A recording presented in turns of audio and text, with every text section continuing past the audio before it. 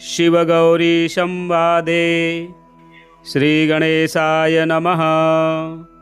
विश्वाधिकाय वेद्याय वेदान्तनिरताय च परावराय वीर्याय सर्वायाथ कपर्दिने उमाधवाय देवाय ताम्रायाथारुणाय च बभ्रवे नीलकण्ठाय घण्टाहस्ताय संभवे रुद्राय मोघवीर्याय सर्वदाय पिनाकिने जातुकर्णाय सोमाय भवाय भवहेतवे उग्राय घोररूपाय वामदेवाय मुण्डिने खगमाय समायाथ सन्नगोर्ध्वविलासिने आसन्नजनपालाय नीलग्रीवाय वेधसे अमोघबलवीर्याय शतावर्ताय रागिणे हिरण्यवरवीर्याय रसेन्द्रवरवीजिने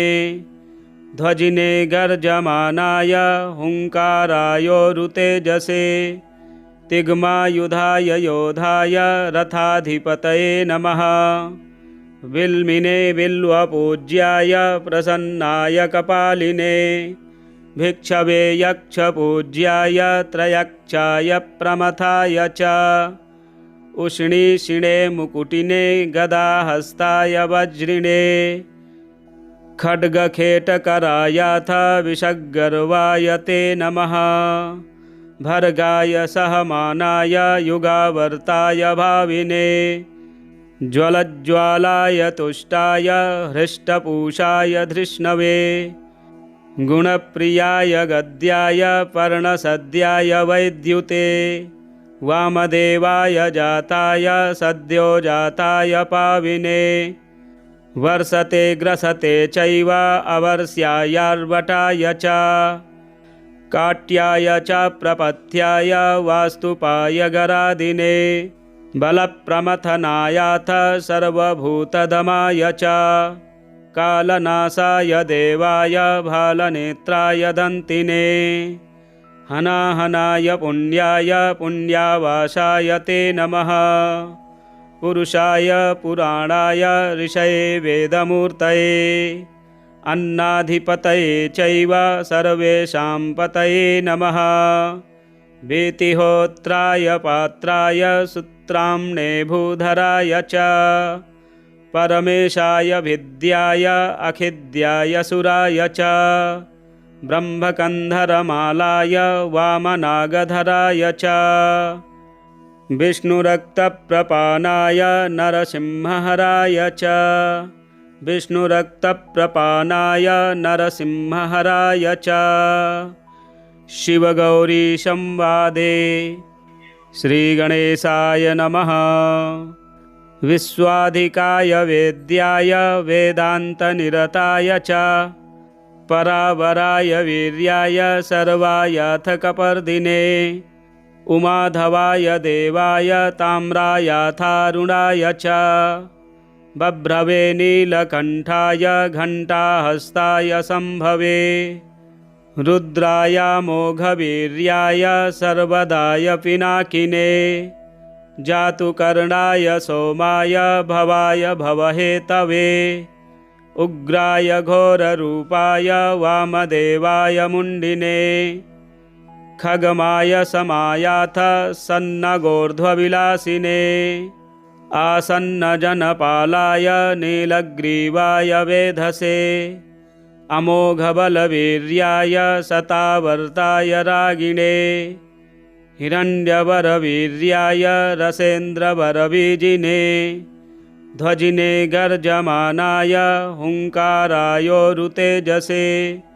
तिग्मायुधाय योधाय रथाधिपतये नमः विल्मिने बिल्वपूज्याय प्रसन्नाय कपालिने भिक्षवे यक्षपूज्याय त्रयक्षाय प्रमथाय च उष्णीषिणे मुकुटिने गदाहस्ताय वज्रिणे खड्गखेटकरायाथ विषग्गर्वाय ते नमः भर्गाय सहमानाय युगावर्ताय भाविने ज्वलज्ज्वालाय तुष्टाय हृष्टपूषाय धृष्णवे गुणप्रियाय गद्याय पर्णसद्याय वैद्युते वामदेवाय जाताय सद्यो जाताय पाविने वर्षते ग्रसते चैव अवर्ष्यायार्वटाय च काट्याय च प्रपथ्याय वास्तुपाय गरादिने बलप्रमथनायाथ सर्वभूतदमाय च कालनाशाय देवाय भालनेत्राय दन्तिने हनाहनाय पुण्याय पुण्यावासाय ते नमः पुरुषाय पुराणाय ऋषये वेदमूर्तये अन्नाधिपतये चैव सर्वेषां पतये नमः वीतिहोत्राय पात्राय सूत्राम्ने भूधराय च परमेशाय विद्याय अखिद्याय सुराय च ब्रह्मकन्धरमालाय वामनागधराय च विष्णुरक्तप्रपानाय नरसिंहहराय च विष्णुरक्तप्रपानाय नरसिंहहराय च शिवगौरी संवादे श्रीगणेशाय नमः विश्वाधिकाय वेद्याय वेदान्तनिरताय च परावराय वीर्याय सर्वायाथ कपर्दिने उमाधवाय देवाय ताम्रायाथारुणाय च बभ्रवे नीलकण्ठाय घण्टाहस्ताय सम्भवे रुद्राय मोघवीर्याय सर्वदाय पिनाकिने जातुकर्णाय सोमाय भवाय भवहेतवे उग्राय घोररूपाय वामदेवाय मुण्डिने खगमाय समायाथ सन्नगोर्ध्वविलासिने आसन्नजनपालाय नीलग्रीवाय वेधसे अमोघबलवीर्याय शतावर्ताय रागिणे हिरण्यवरवीर्याय रसेन्द्रवरबीजिने ध्वजिने गर्जमानाय हुङ्कारायोरुतेजसे तिग्मायुधाय योधाय रथाधिपतये नमः विल्मिने बिल्वपूज्याय प्रसन्नाय कपालिने भिक्षवे यक्षपूज्याय त्रयक्षाय प्रमथाय च उष्णीषिणे मुकुटिने गदाहस्ताय वज्रिणे खड्गखेटकरायाथ विषग्गर्वाय ते नमः भर्गाय सहमानाय युगावर्ताय भाविने ज्वलज्ज्वालाय तुष्टाय हृष्टपूषाय धृष्णवे गुणप्रियाय गद्याय पर्णसद्याय वैद्युते वामदेवाय जाताय सद्यो जाताय पाविने वर्षते ग्रसते चैव अवर्ष्यायार्वटाय च काट्याय च प्रपथ्याय वास्तुपाय गरादिने बलप्रमथनायाथ सर्वभूतदमाय च कालनाशाय देवाय भालनेत्राय दन्तिने हनाहनाय पुण्याय पुण्यावासाय ते नमः पुरुषाय पुराणाय ऋषये वेदमूर्तये अन्नाधिपतये चैव सर्वेषां पतये नमः वीतिहोत्राय पात्राय सूत्राम्ने भूधराय च परमेशाय विद्याय अखिद्याय सुराय च ब्रह्मकन्धरमालाय वामनागधराय च विष्णुरक्तप्रपानाय नरसिंहहराय च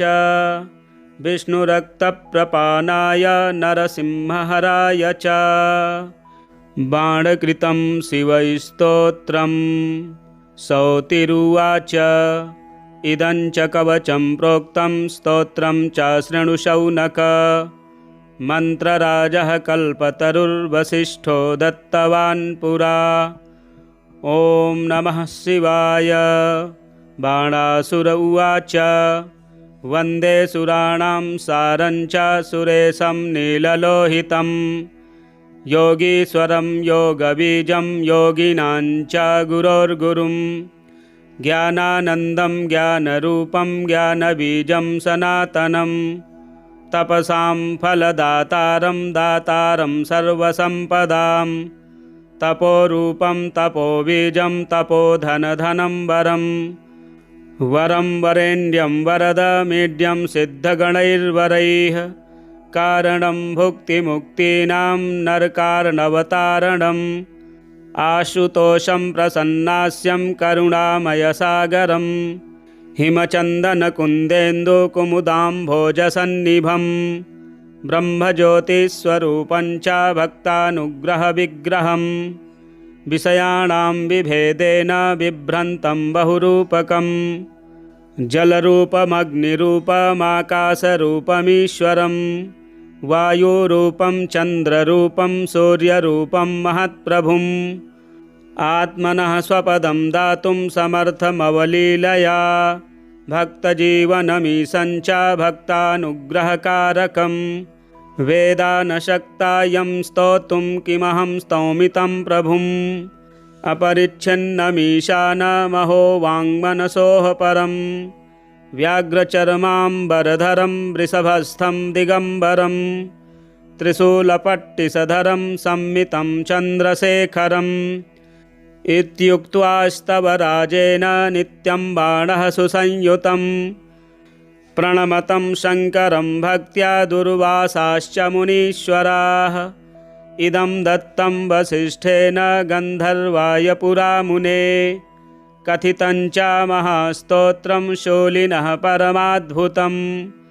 इदं स्तोत्रं महापुण्यं पठेद्भक्त्या च यो नरः स्नानस्य सर्वतीर्थानां फलमाप्नोति निश्चितम् अपुत्रो लभते पुत्रं वर्षमेकं शृणोति यः संयतश्च हविष्यासि प्रणम्य शङ्करं गुरुं गलत्कुष्ठी महाशूली वर्षमेकं शृणोति यः अवश्यं मुच्यते रोगाद्व्यासवाक्यमिति श्रुतम् कारागारेऽपि बद्धो यो नैव प्राप्नोति निर्वृतिं स्तोत्रं श्रुत्वा मासमेकं मुच्यते बन्धनात् ध्रुवम् भ्रष्टराजो लभेद्राज्यं भक्त्या माशं शृणोति यः माशं श्रुत्वा संयतश्च लभेद्भ्रष्टधनो धनम् यक्ष्मग्रस्तो वर्षमेकमास्तिको यः शृणोति चेत्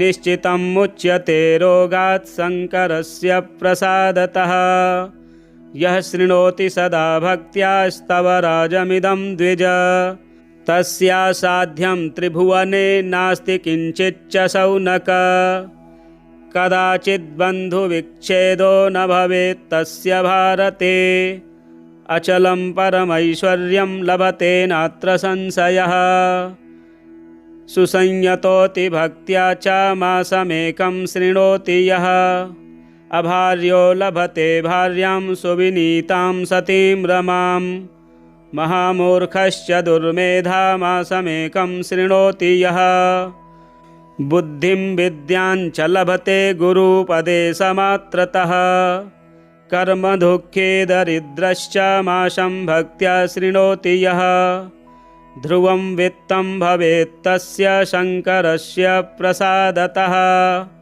इह लोके सुखं भुक्त्वा कृत्वा कीर्तिं सुदुर्लभां नानाप्रकारधर्मं च यात्यन्ते शङ्करालयं पार्षदप्रवरो भूत्वा सेवते तत्र शङ्करम् यः शृणोति त्रिसन्ध्यं च नित्यं स्तोत्रमनुत्तमम् यः शृणोति त्रिसन्ध्यं च नित्यं स्तोत्रमनुत्तमम् महामृत्युञ्जयकवचं श्रीगणेशाय नमः। भैरव उवाच शृणुष्व परमेशानि कवचं मनमुखोदितं महामृत्युञ्जयस्यास्य न देयं परमाद्भुतं यं धृत्वा यं पठित्वा च श्रुत्वा च कवचोत्तमं त्रैलोक्याधिपतिर्भूत्वा सुखितोऽस्मि महेश्वरी। तदेव वर्णयिष्यामि तव प्रीत्या वरानने। तथापि परमं तत्त्वं न दातव्यं दुरात्मने।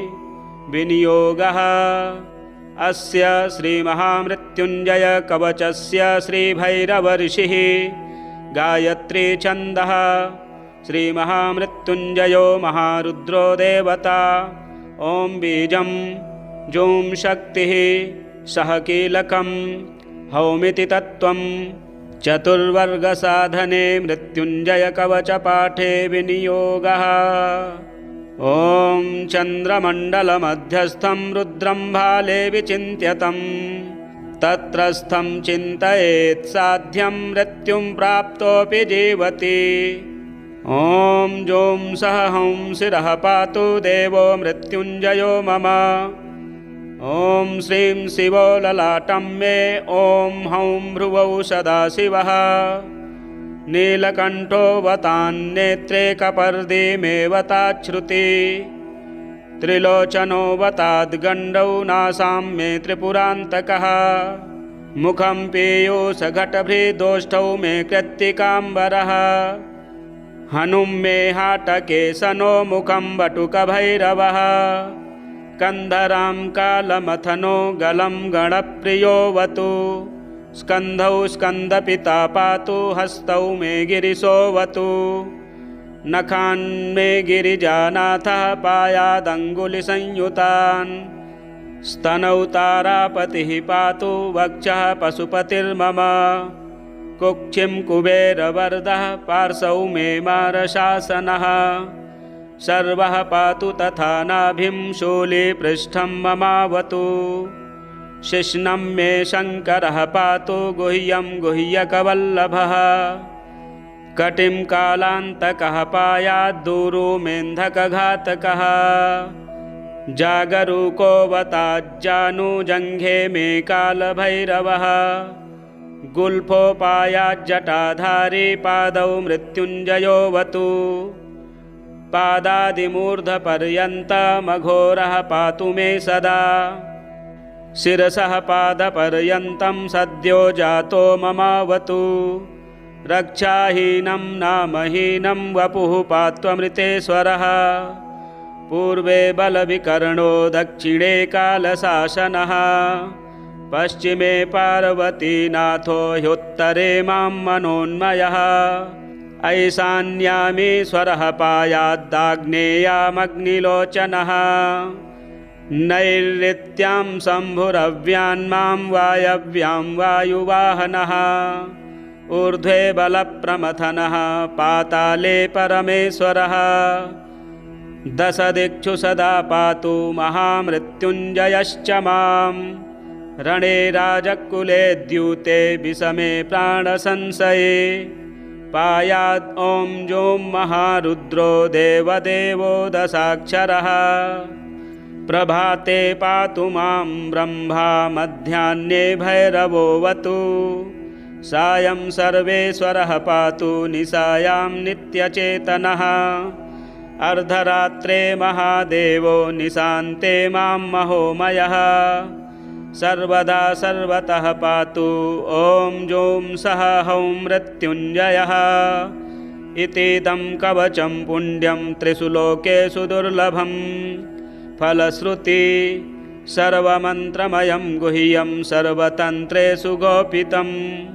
पुण्यं पुण्यप्रदं दिव्यं देवदेवाधिदैवतं। य इदं च पठेन्मन्त्री कवचं वार्चयेत्ततः। तस्य हस्ते महादेवी त्र्यम्बकस्याष्टसिद्धयः। रणे धृत्वा चरेद्युद्धं हत्वा शत्रूञ्जयं लभेत्। जयं कृत्वा गृहं देवी सम्प्राप्स्यति सुखी पुनः। महाभये महारोगे महामारी भये तथा। दुर्भिक्षे शत्रुसंहारे पठेत् कवचमादरात्। सर्वतत्प्रशमं याति मृत्युञ्जयप्रसादतः। धनं पुत्रान् सुखं लक्ष्मीमारोग्यं सर्वसम्पदः। प्राप्नोति साधकः सद्यो देवि सत्यं न संशयः। इतीदं कवचं पुण्यं महामृत्युञ्जयस्य तु गोप्यं सिद्धिप्रदं गुह्यं गोपनीयं स्वयोनिवत्। श्रीरुद्रयामले तंत्रे श्रीदेवी रहस्ये मृत्युंजय कवचम। जय जय श्री सदाशिवार्पणमस्तु। इस स्तोत्र का पाठ करने से सभी प्रकार से रक्षा प्राप्त होती है, दुख संकट दूर होते हैं। आप पाठ अवश्य श्रवण करें। यदि हमारे चैनल में नए हैं तो चैनल को सब्सक्राइब करें, वीडियो शेयर करें, लाइक करें। शिव गौरी संवादे श्री गणेशाय नमः। विश्वाधिकाय वेद्याय वेदान्तनिरताय च परावराय वीर्याय सर्वायाथ कपर्दिने उमाधवाय देवाय ताम्रायाथारुणाय च बभ्रवे नीलकण्ठाय घण्टाहस्ताय संभवे रुद्राय मोघवीर्याय सर्वदाय पिनाकिने जातुकर्णाय सोमाय भवाय भवहेतवे उग्राय घोररूपाय वामदेवाय मुण्डिने खगमाय समायाथ सन्नगोर्ध्वविलासिने आसन्नजनपालाय नीलग्रीवाय वेधसे अमोघबलवीर्याय शतावर्ताय रागिणे हिरण्यवरवीर्याय रसेन्द्रवरवीजिने ध्वजिने गर्जमानाय हुङ्कारायोरुतेजसे तिग्मायुधाय योधाय रथाधिपतये नमः विल्मिने बिल्वपूज्याय प्रसन्नाय कपालिने भिक्षवे यक्षपूज्याय त्रयक्षाय प्रमथाय च उष्णीषिणे मुकुटिने गदाहस्ताय वज्रिणे खड्गखेटकरायाथ विषग्गर्वाय ते नमः भर्गाय सहमानाय युगावर्ताय भाविने ज्वलज्ज्वालाय तुष्टाय हृष्टपूषाय धृष्णवे गुणप्रियाय गद्याय पर्णसद्याय वैद्युते वामदेवाय जाताय सद्यो जाताय पाविने वर्षते ग्रसते चैव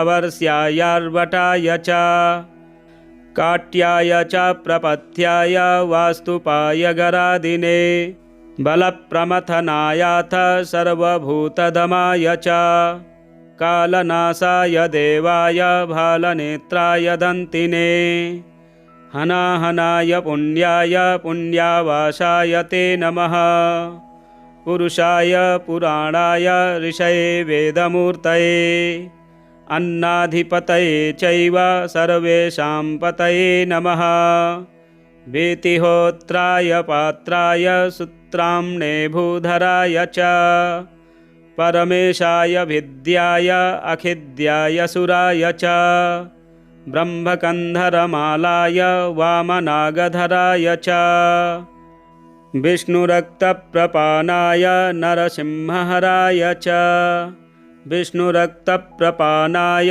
नरसिंहहराय च शिवगौरी संवादे श्रीगणेशाय नमः।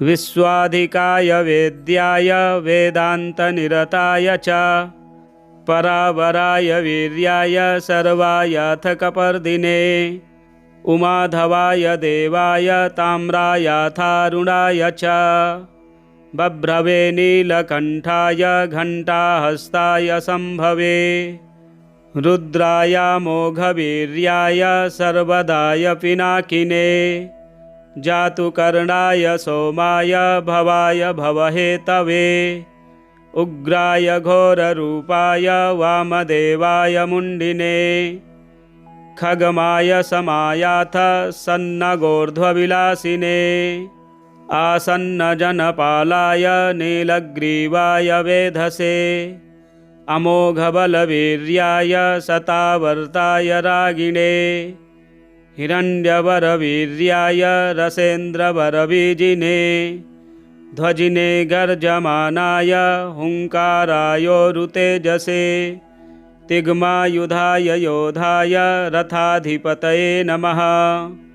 विल्मिने बिल्वपूज्याय प्रसन्नाय कपालिने भिक्षवे यक्षपूज्याय त्रयक्षाय प्रमथाय च उष्णीषिणे मुकुटिने गदाहस्ताय वज्रिणे खड्गखेटकरायाथ विषग्गर्वाय ते नमः। भर्गाय सहमानाय युगावर्ताय भाविने ज्वलज्ज्वालाय तुष्टाय हृष्टपूषाय धृष्णवे गुणप्रियाय गद्याय पर्णसद्याय वैद्युते वामदेवाय जाताय सद्यो जाताय पाविने वर्षते ग्रसते चैव अवर्ष्यायार्वटाय च काट्याय च प्रपथ्याय वास्तुपाय गरादिने बलप्रमथनायाथ सर्वभूतदमाय च कालनाशाय देवाय भालनेत्राय दन्तिने हनाहनाय पुण्याय पुण्यावासाय ते नमः। पुरुषाय पुराणाय ऋषये वेदमूर्तये अन्नाधिपतये चैव सर्वेषां पतये नमः। वीतिहोत्राय पात्राय सूत्राम्ने भूधराय च परमेशाय विद्याय अखिद्याय सुराय च ब्रह्मकन्धरमालाय वामनागधराय च विष्णुरक्तप्रपानाय नरसिंहहराय च विष्णुरक्तप्रपानाय नरसिंहहराय च शिवगौरी संवादे। श्रीगणेशाय नमः।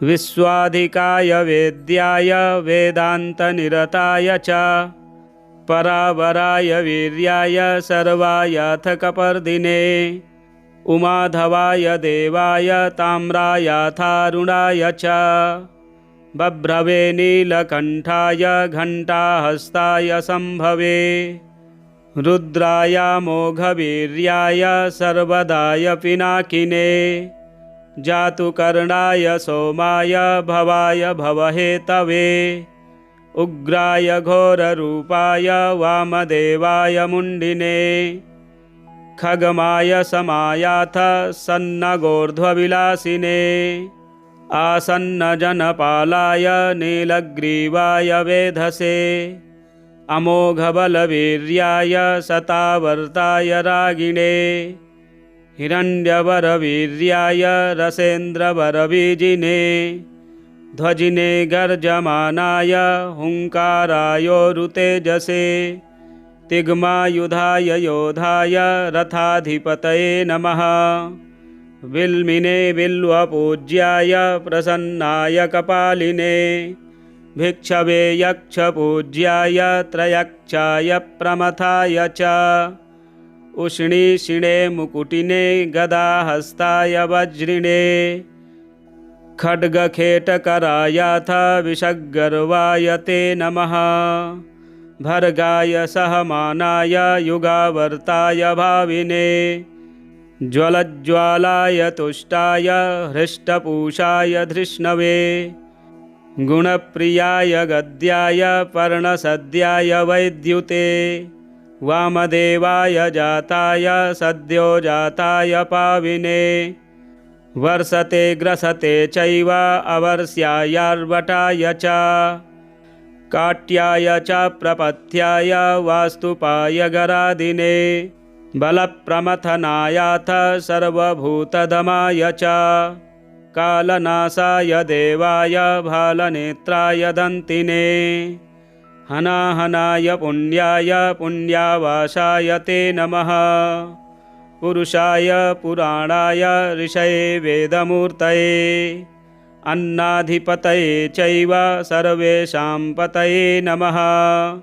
वीतिहोत्राय पात्राय सूत्राम्ने भूधराय च परमेशाय विद्याय अखिद्याय सुराय च ब्रह्मकन्धरमालाय वामनागधराय च विष्णुरक्तप्रपानाय नरसिंहहराय च विष्णुरक्तप्रपानाय नरसिंहहराय च महामृत्युञ्जयकवचं श्रीगणेशाय नमः।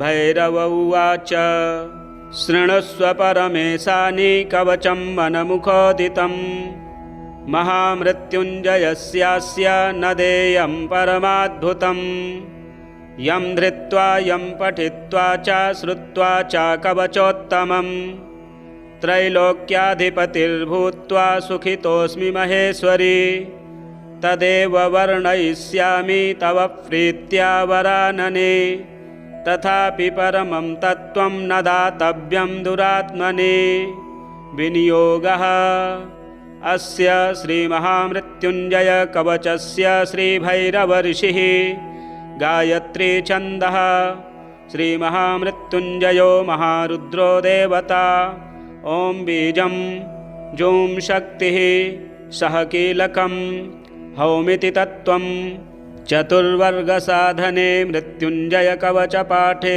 विनियोगः।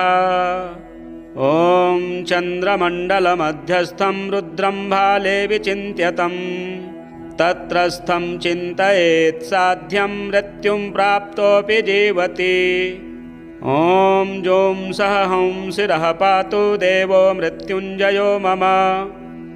ॐ श्रीं शिवो ललाटं मे ॐ हौं भ्रुवौ सदाशिवः नीलकण्ठो वतान्नेत्रे कपर्दी मे वताच्छ्रुति त्रिलोचनो वताद्गण्डौ नासां मे त्रिपुरान्तकः मुखं पीयूषघटभृदोष्ठौ मे कृत्तिकाम्बरः हनुं मे हाटके सनो मुखं वटुकभैरवः कन्धरां कालमथनो गलं गणप्रियोऽवतु स्कन्धौ स्कन्दपिता पातु हस्तौ मे गिरिशोऽवतु नखान्मे गिरिजानाथः पायादङ्गुलिसंयुतान् स्तनौ तारापतिः पातु वक्षः पशुपतिर्मम कुक्षिं कुबेरवरदः पार्श्वौ मे मारशासनः सर्वः पातु तथा नाभिं शूलीपृष्ठं ममावतु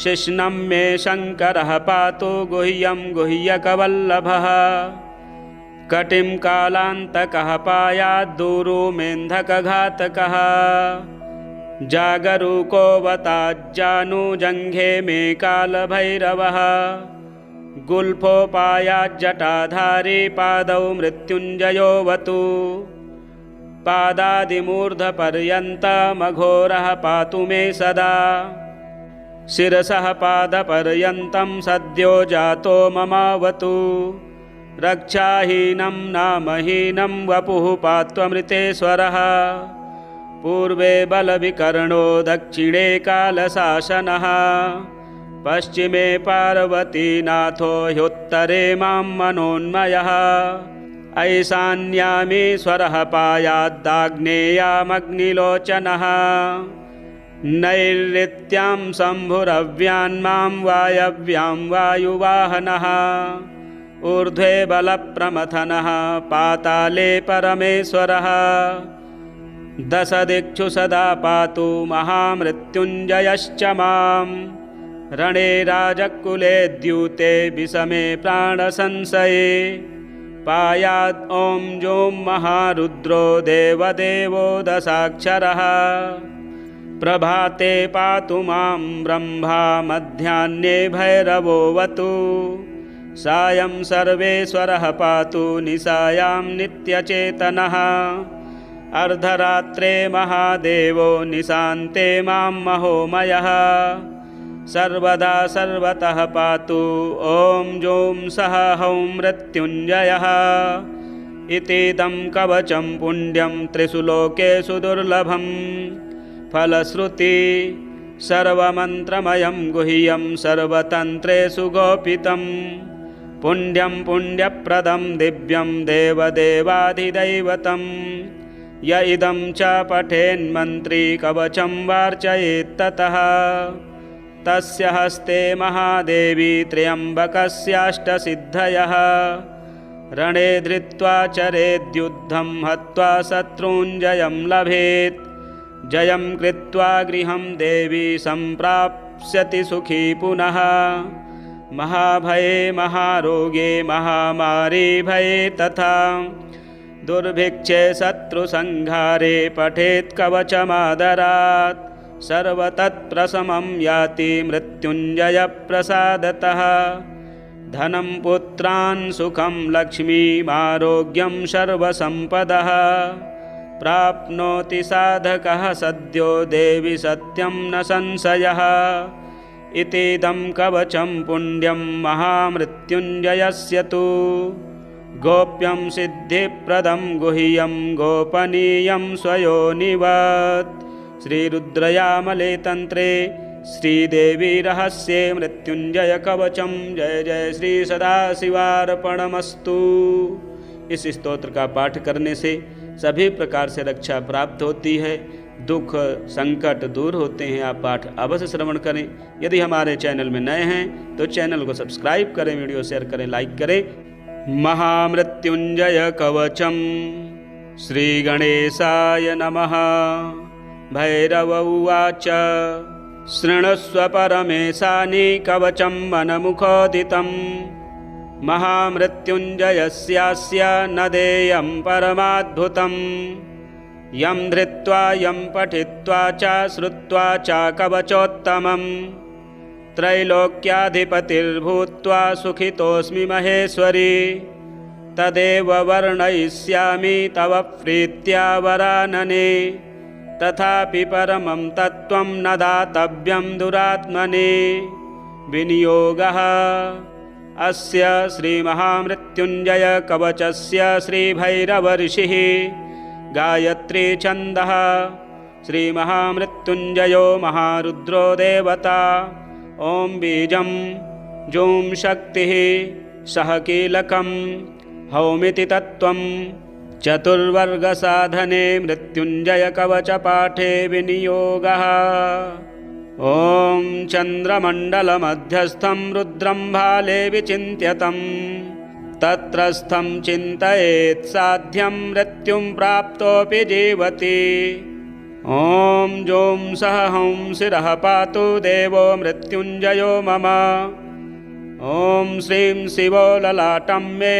ॐ हौं भ्रुवौ सदाशिवः नीलकण्ठो वतान्नेत्रे कपर्दी मे वताच्छ्रुति त्रिलोचनो वताद्गण्डौ नासां मे त्रिपुरान्तकः मुखं पीयूषघटभृदोष्ठौ मे कृत्तिकाम्बरः हनुं मे हाटकेशनो मुखं वटुकभैरवः कंधरां कालमथनो गलं गणप्रियोऽवतु स्कन्धौ स्कन्दपिता पातु हस्तौ मे गिरिशोऽवतु नखान् मे गिरिजानाथः पायादङ्गुलिसंयुतान् स्तनौ तारापतिः पातु वक्षः पशुपतिर्मम कुक्षिं कुबेरवरदः पार्श्वौ मे मारशासनः सर्वः पातु तथा नाभिं शूलीपृष्ठं ममावतु शिश्नं मे शङ्करः पातु गुह्यं गुह्यकवल्लभः कटिं कालान्तकः पायाद्दूरो मेन्धकघातकः जागरूकोऽवताज्जानुजङ्घे मे कालभैरवः गुल्फोपायाज्जटाधारी पादौ मृत्युञ्जयोऽवतु पादादिमूर्धपर्यन्तमघोरः पातु मे सदा शिरसः पादपर्यन्तं सद्यो जातो ममावतु रक्षाहीनं नामहीनं वपुः पात्वमृतेश्वरः पूर्वे बलविकर्णो दक्षिणे कालशासनः पश्चिमे पार्वतीनाथो ह्युत्तरे मां मनोन्मयः ऐशान्यामीश्वरः पायाद्दाग्नेयामग्निलोचनः नैऋत्यां शम्भुरव्यान्मां वायव्यां वायुवाहनः ऊर्ध्वे बलप्रमथनः पाताले परमेश्वरः दशदिक्षु सदा पातु महामृत्युञ्जयश्च मां रणे राजकुले द्यूते विषमे प्राणसंशये पायात् ॐ जों महारुद्रो देवदेवो दशाक्षरः प्रभाते पातु मां ब्रह्मा मध्याह्ने भैरवोऽवतु सायं सर्वेश्वरः पातु निशायां नित्यचेतनः अर्धरात्रे महादेवो निशान्ते मां महोमयः सर्वदा सर्वतः पातु ॐ जों सः हौं मृत्युञ्जयः इतीदं कवचं पुण्यं त्रिषु लोकेषु दुर्लभं फलश्रुति सर्वमन्त्रमयं गुह्यं सर्वतन्त्रेषु गोपितं पुण्यं पुण्यप्रदं दिव्यं देवदेवाधिदैवतं य इदं च पठेन्मन्त्री कवचं वार्चयेत्ततः तस्य हस्ते महादेवी त्र्यम्बकस्याष्टसिद्धयः रणे धृत्वा चरेद्युद्धं हत्वा शत्रूञ्जयं लभेत् जयं कृत्वा गृहं देवी सम्प्राप्स्यति सुखी पुनः महाभये महारोगे महामारी भये तथा दुर्भिक्षे शत्रुसंहारे पठेत् कवचमादरात् सर्वतत्प्रशमं याति मृत्युञ्जयप्रसादतः धनं पुत्रान् सुखं लक्ष्मीमारोग्यं सर्वसम्पदः प्राप्नोति साधकः सद्यो देवि सत्यं न संशयः इतीदं कवचं पुण्यं महामृत्युञ्जयस्य तु गोप्यं सिद्धिप्रदं गुह्यं गोपनीयं स्वयोनिवत् श्रीरुद्रयामले तंत्रे श्रीदेवी रहस्ये मृत्युंजय कवचम। जय जय श्री सदाशिवार्पणमस्तु। इस स्तोत्र का पाठ करने से सभी प्रकार से रक्षा प्राप्त होती है, दुख संकट दूर होते हैं। आप पाठ अवश्य श्रवण करें। यदि हमारे चैनल में नए हैं तो चैनल को सब्सक्राइब करें, वीडियो शेयर करें, लाइक करें। शिव गौरी संवादे श्री गणेशाय नमः। विश्वाधिकाय वेद्याय वेदान्तनिरताय च परावराय वीर्याय सर्वायाथ कपर्दिने उमाधवाय देवाय ताम्रायाथारुणाय च बभ्रवे नीलकण्ठाय घण्टाहस्ताय सम्भवे रुद्राय मोघवीर्याय सर्वदाय पिनाकिने जातुकर्णाय सोमाय भवाय भवहेतवे उग्राय घोररूपाय वामदेवाय मुण्डिने खगमाय समायाथ सन्नगोर्ध्वविलासिने आसन्नजनपालाय नीलग्रीवाय वेधसे अमोघबलवीर्याय शतावर्ताय रागिणे हिरण्यवरवीर्याय रसेन्द्रवरवीजिने ध्वजिने गर्जमानाय हुङ्कारायोरुतेजसे तिग्मायुधाय योधाय रथाधिपतये नमः विल्मिने बिल्वपूज्याय प्रसन्नाय कपालिने भिक्षवे यक्षपूज्याय त्रयक्षाय प्रमथाय च उष्णीषिणे मुकुटिने गदाहस्ताय वज्रिणे खड्गखेटकरायाथ विषग्गर्वाय ते नमः भर्गाय सहमानाय युगावर्ताय भाविने ज्वलज्ज्वालाय तुष्टाय हृष्टपूषाय धृष्णवे गुणप्रियाय गद्याय पर्णसद्याय वैद्युते वामदेवाय जाताय सद्यो जाताय पाविने वर्षते ग्रसते चैव अवर्ष्यायार्वटाय च काट्याय च प्रपथ्याय वास्तुपाय गरादिने बलप्रमथनायाथ सर्वभूतदमाय च कालनाशाय देवाय भालनेत्राय दन्तिने हनाहनाय पुण्याय पुण्यावासाय ते नमः पुरुषाय पुराणाय ऋषये वेदमूर्तये अन्नाधिपतये चैव सर्वेषां पतये नमः।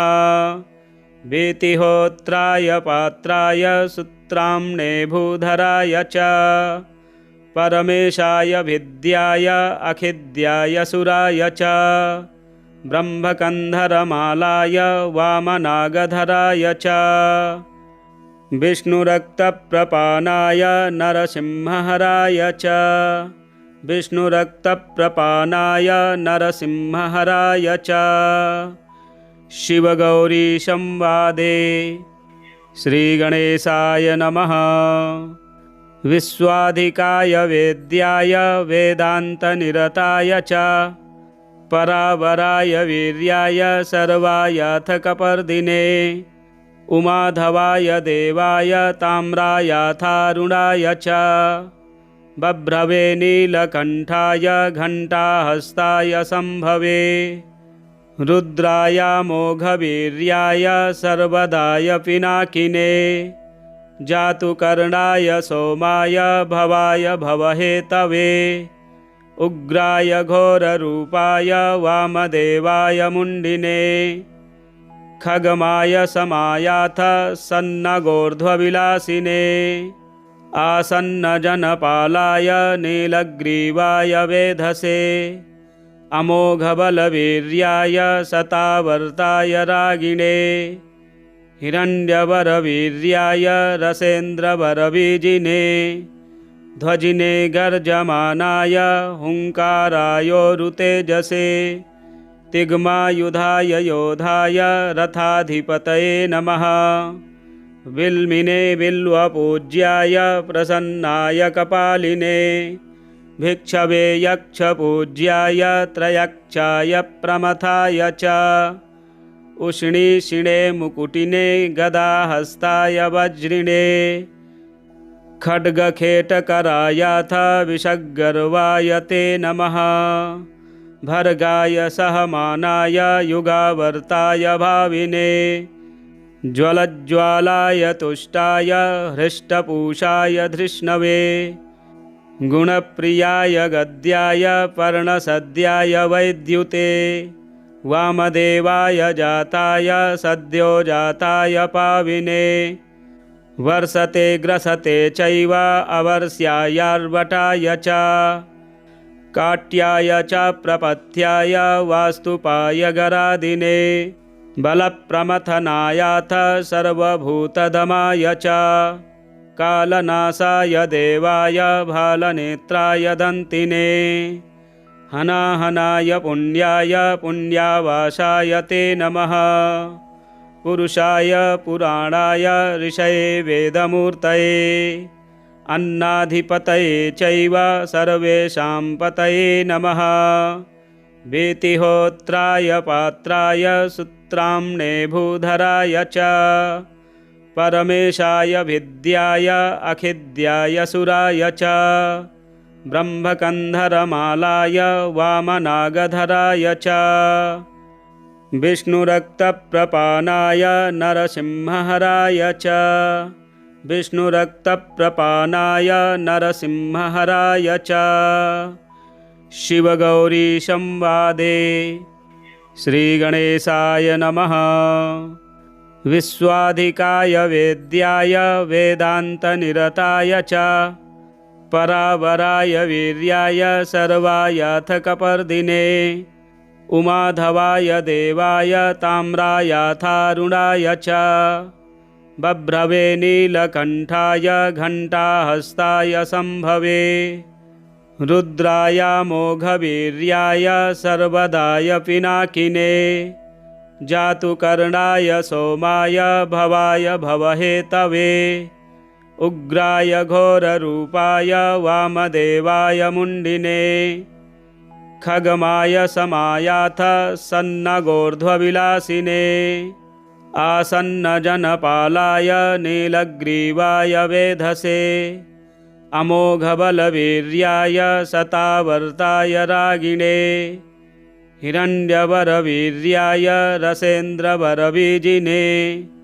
ध्वजिने गर्जमानाय हुङ्कारायोरुतेजसे तिग्मायुधाय योधाय रथाधिपतये नमः। विल्मिने बिल्वपूज्याय प्रसन्नाय कपालिने भिक्षवे यक्षपूज्याय त्रयक्षाय प्रमथाय च उष्णीषिणे मुकुटिने गदाहस्ताय वज्रिणे खड्गखेटकरायाथ विषग्गर्वाय ते नमः। भर्गाय सहमानाय युगावर्ताय भाविने ज्वलज्ज्वालाय तुष्टाय हृष्टपूषाय धृष्णवे गुणप्रियाय गद्याय पर्णसद्याय वैद्युते वामदेवाय जाताय सद्यो जाताय पाविने वर्षते ग्रसते चैव अवर्ष्यायार्वटाय च काट्याय च प्रपथ्याय वास्तुपाय गरादिने बलप्रमथनायाथ सर्वभूतदमाय च कालनाशाय देवाय भालनेत्राय दन्तिने हनाहनाय पुण्याय पुण्यावासाय ते नमः। पुरुषाय पुराणाय ऋषये वेदमूर्तये अन्नाधिपतये चैव सर्वेषां पतये नमः। वीतिहोत्राय पात्राय सूत्राम्ने भूधराय च परमेशाय विद्याय अखिद्याय सुराय च ब्रह्मकन्धरमालाय वामनागधराय च विष्णुरक्तप्रपानाय नरसिंहहराय च विष्णुरक्तप्रपानाय नरसिंहहराय च महामृत्युञ्जय कवचं श्रीगणेशाय नमः। भैरव उवाच शृणुष्व परमेशानि कवचं मनमुखोदितं महामृत्युञ्जयस्यास्य न देयं परमाद्भुतं यं धृत्वा यं पठित्वा च श्रुत्वा च कवचोत्तमं त्रैलोक्याधिपतिर्भूत्वा सुखितोऽस्मि महेश्वरी तदेव वर्णयिष्यामि तव प्रीत्या वरानने तथापि परमं तत्त्वं न दातव्यं दुरात्मने विनियोगः अस्य श्रीमहामृत्युञ्जय कवचस्य श्रीभैरवऋषिः गायत्री छन्दः श्रीमहामृत्युञ्जयो महारुद्रो देवता ॐ बीजं जूं शक्तिः सह कीलकं हौमिति तत्त्वं चतुर्वर्गसाधने मृत्युञ्जयकवचपाठे विनियोगः। ॐ चन्द्रमण्डलमध्यस्थं रुद्रं भाले विचिन्त्यतं तत्रस्थं चिन्तयेत् साध्यं मृत्युं प्राप्तोऽपि जीवति। ॐ जों सह हं शिरः पातु देवो मृत्युञ्जयो मम।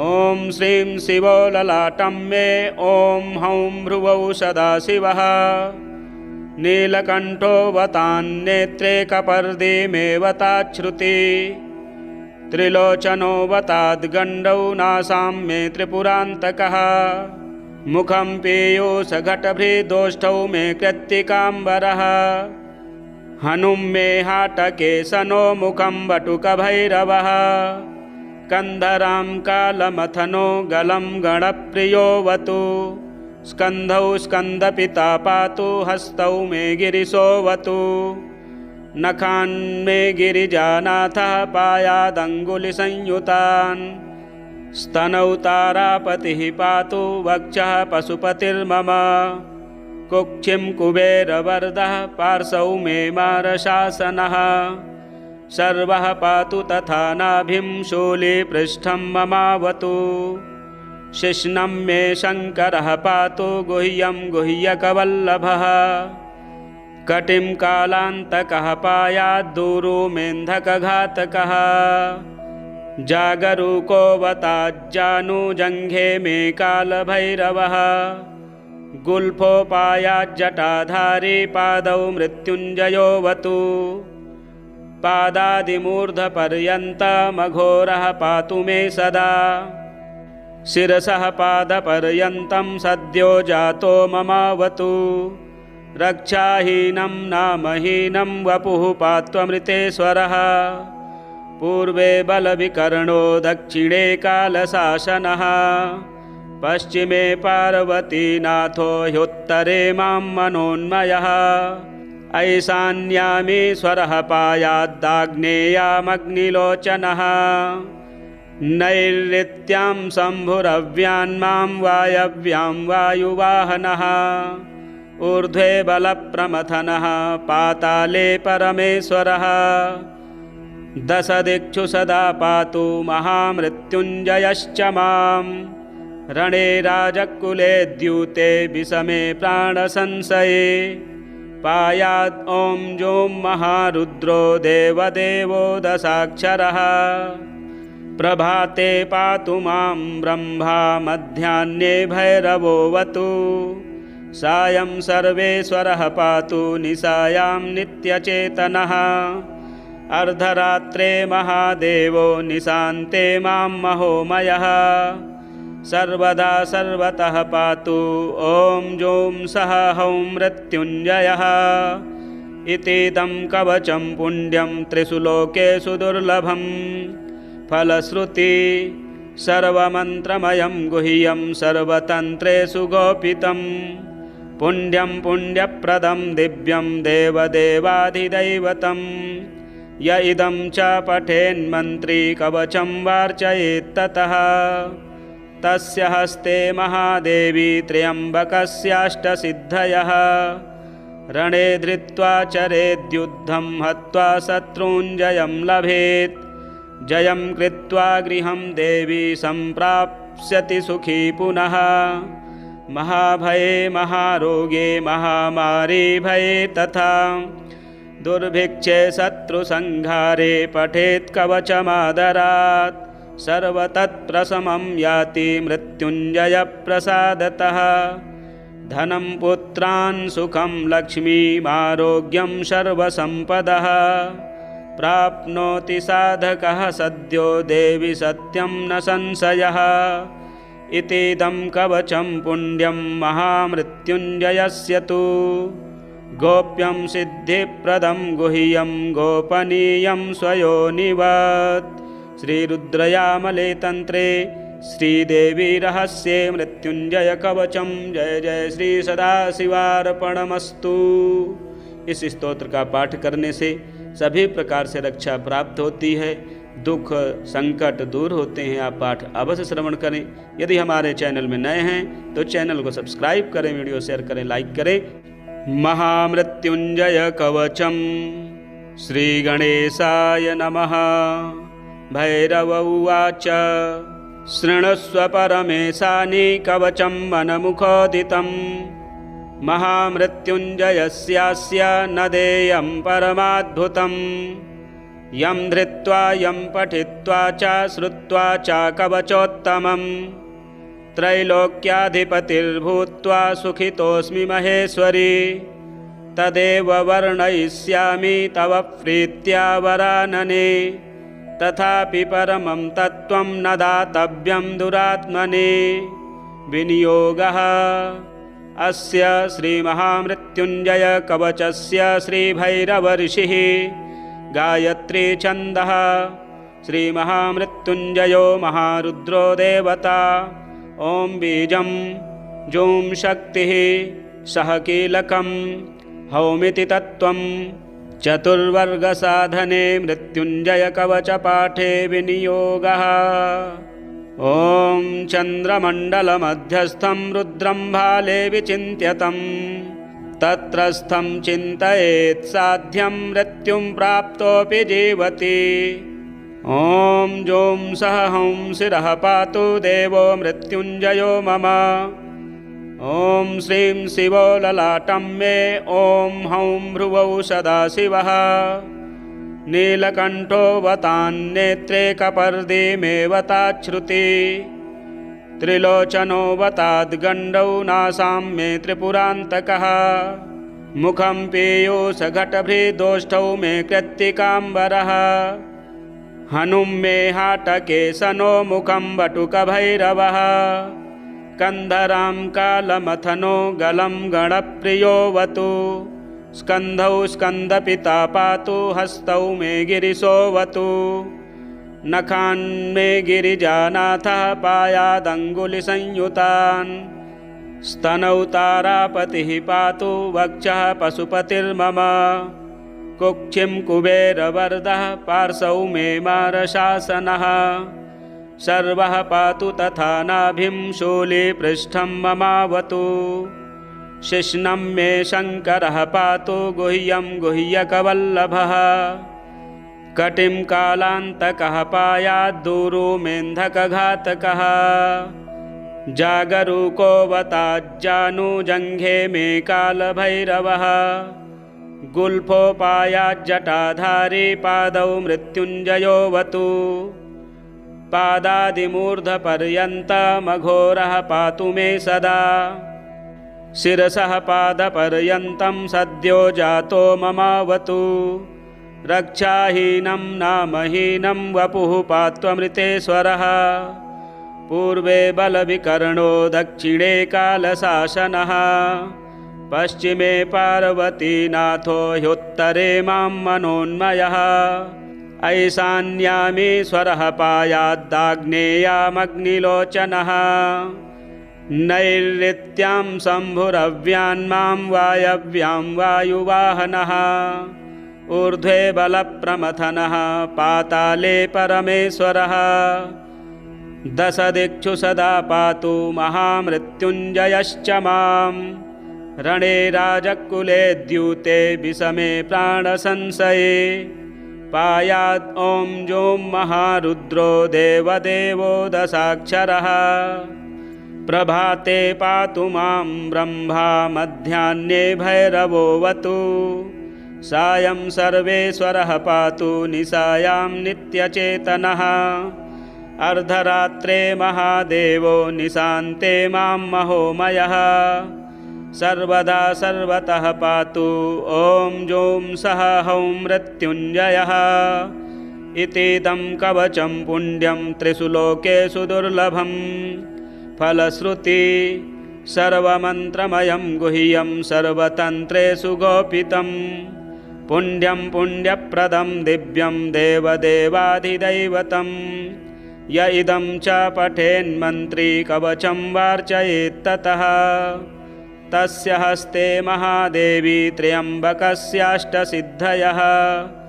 रणे धृत्वा चरेद्युद्धं हत्वा शत्रूञ्जयं लभेत् जयं कृत्वा गृहं देवी सम्प्राप्स्यति सुखी पुनः महाभये महारोगे महामारी भये तथा दुर्भिक्षे शत्रुसंहारे पठेत् कवचमादरात् सर्वतत्प्रशमं याति मृत्युञ्जयप्रसादतः धनं पुत्रान् सुखं लक्ष्मीमारोग्यं सर्वसम्पदः प्राप्नोति साधकः सद्यो देवि सत्यं न संशयः इतीदं कवचं पुण्यं महामृत्युञ्जयस्य तु गोप्यं सिद्धिप्रदं गुह्यं गोपनीयं स्वयोनिवत् श्रीरुद्रयामले तंत्रे श्रीदेवी रहस्ये मृत्युंजय कवचम। जय जय श्री सदाशिवार्पणमस्तु।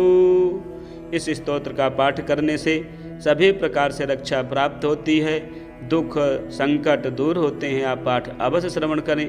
यदि हमारे चैनल में नए हैं तो चैनल को सब्सक्राइब करें, वीडियो शेयर करें, लाइक करें। शिव गौरी संवादे श्री गणेशाय नमः।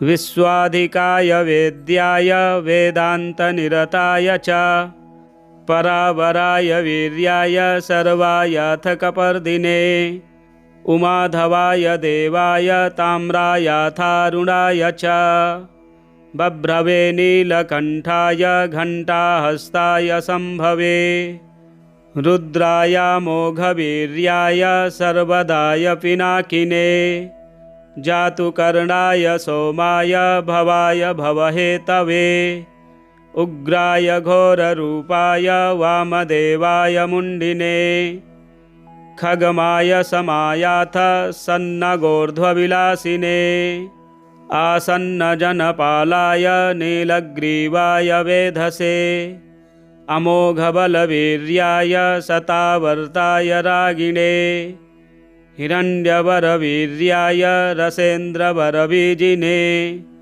ध्वजिने गर्जमानाय हुङ्कारायोरुतेजसे तिग्मायुधाय योधाय रथाधिपतये नमः विल्मिने बिल्वपूज्याय प्रसन्नाय कपालिने भिक्षवे यक्षपूज्याय त्रयक्षाय प्रमथाय च उष्णीषिणे मुकुटिने गदाहस्ताय वज्रिणे खड्गखेटकरायाथ विषग्गर्वाय ते नमः भर्गाय सहमानाय युगावर्ताय भाविने ज्वलज्ज्वालाय तुष्टाय हृष्टपूषाय धृष्णवे गुणप्रियाय गद्याय पर्णसद्याय वैद्युते वामदेवाय जाताय सद्यो जाताय पाविने वर्षते ग्रसते चैव अवर्ष्यायार्वटाय च काट्याय च प्रपथ्याय वास्तुपाय गरादिने बलप्रमथनायाथ सर्वभूतदमाय च कालनाशाय देवाय भालनेत्राय दन्तिने हनाहनाय पुण्याय पुण्यावासाय ते नमः पुरुषाय पुराणाय ऋषये वेदमूर्तये अन्नाधिपतये चैव सर्वेषां पतये नमः वीतिहोत्राय पात्राय सूत्राम्ने भूधराय च परमेशाय विद्याय अखिद्याय सुराय च ब्रह्मकन्धरमालाय वामनागधराय च विष्णुरक्तप्रपानाय नरसिंहहराय च विष्णुरक्तप्रपानाय नरसिंहहराय च शिवगौरीसंवादे श्रीगणेशाय नमः विश्वाधिकाय वेद्याय वेदान्तनिरताय च परावराय वीर्याय सर्वायाथ कपर्दिने उमाधवाय देवाय ताम्रायाथारुणाय च बभ्रवे नीलकण्ठाय घण्टाहस्ताय सम्भवे रुद्राय मोघवीर्याय सर्वदाय पिनाकिने जातुकर्णाय सोमाय भवाय भवहेतवे उग्राय घोररूपाय वामदेवाय मुण्डिने खगमाय समायाथ सन्नगोर्ध्वविलासिने आसन्नजनपालाय नीलग्रीवाय वेधसे अमोघबलवीर्याय शतावर्ताय रागिणे हिरण्यवरवीर्याय रसेन्द्रवरबीजिने ध्वजिने गर्जमानाय हुङ्कारायोरुतेजसे तिग्मायुधाय योधाय रथाधिपतये नमः विल्मिने बिल्वपूज्याय प्रसन्नाय कपालिने भिक्षवे यक्षपूज्याय त्रयक्षाय प्रमथाय च उष्णीषिणे मुकुटिने गदाहस्ताय वज्रिणे खड्गखेटकरायाथ विषग्गर्वाय ते नमः भर्गाय सहमानाय युगावर्ताय भाविने ज्वलज्ज्वालाय तुष्टाय हृष्टपूषाय धृष्णवे गुणप्रियाय गद्याय पर्णसद्याय वैद्युते वामदेवाय जाताय सद्यो जाताय पाविने वर्षते ग्रसते चैव अवर्ष्यायार्वटाय च काट्याय च प्रपथ्याय वास्तुपाय गरादिने बलप्रमथनायाथ सर्वभूतदमाय च कालनाशाय देवाय भालनेत्राय दन्तिने हनाहनाय पुण्याय पुण्यावासाय ते नमः। पुरुषाय पुराणाय ऋषये वेदमूर्तये अन्नाधिपतये चैव सर्वेषां पतये नमः। वीतिहोत्राय पात्राय सूत्राम्ने भूधराय च परमेशाय विद्याय अखिद्याय सुराय च ब्रह्मकन्धरमालाय वामनागधराय च विष्णुरक्तप्रपानाय नरसिंहहराय च विष्णुरक्तप्रपानाय नरसिंहहराय च शिवगौरीसंवादे श्रीगणेशाय नमः। विश्वाधिकाय वेद्याय वेदान्तनिरताय च परावराय वीर्याय सर्वायाथ कपर्दिने उमाधवाय देवाय ताम्रायाथारुणाय च बभ्रवे नीलकण्ठाय घण्टाहस्ताय सम्भवे रुद्राय मोघवीर्याय सर्वदाय पिनाकिने जातुकर्णाय सोमाय भवाय भवहेतवे उग्राय घोररूपाय वामदेवाय मुण्डिने खगमाय समायाथ सन्नगोर्ध्वविलासिने आसन्नजनपालाय नीलग्रीवाय वेधसे अमोघबलवीर्याय शतावर्ताय रागिणे हिरण्यवरवीर्याय रसेन्द्रवरबीजिने ध्वजिने गर्जमानाय हुङ्कारायोरुतेजसे तिग्मायुधाय योधाय रथाधिपतये नमः। विल्मिने बिल्वपूज्याय प्रसन्नाय कपालिने भिक्षवे यक्षपूज्याय त्रयक्षाय प्रमथाय च उष्णीषिणे मुकुटिने गदाहस्ताय वज्रिणे खड्गखेटकरायाथ विषग्गर्वाय ते नमः।